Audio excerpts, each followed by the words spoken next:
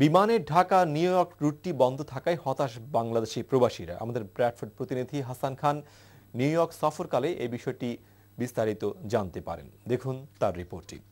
2 বছর আগে হঠাৎ করে বাংলাদেশ বিমানের ঢাকা নিউ ইয়র্ক রুটটি বন্ধ হয়ে যায়।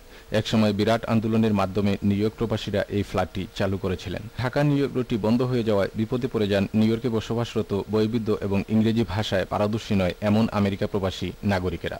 অদক্ষ পরিচালনা ও দুর্নীতি সহ বিভিন্ন কারণে বিমানের ঢাকা নিউ ইয়র্ক রুটটি বন্ধ হয়ে যায় বলে নিউ ইয়র্কে বসবাসরত প্রবাসী বাংলাদেশিরা অভিযোগ করেন।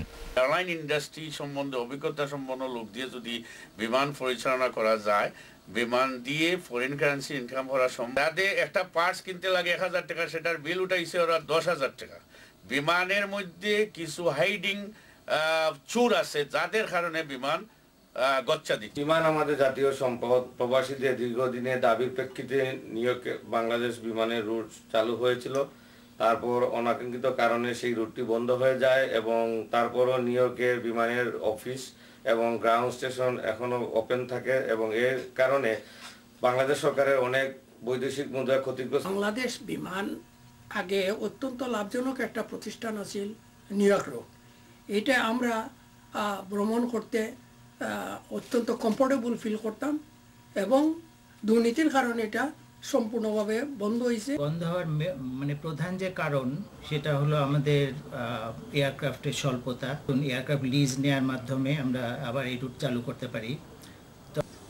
আর মেনটেনেন্স আসলে আমরা এখন লন্ডন হয়ে যাত্রীদের পাঠাচ্ছি।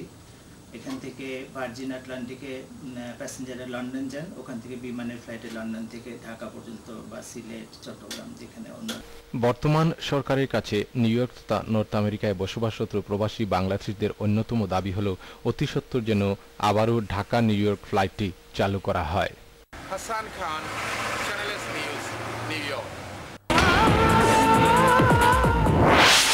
Channel S.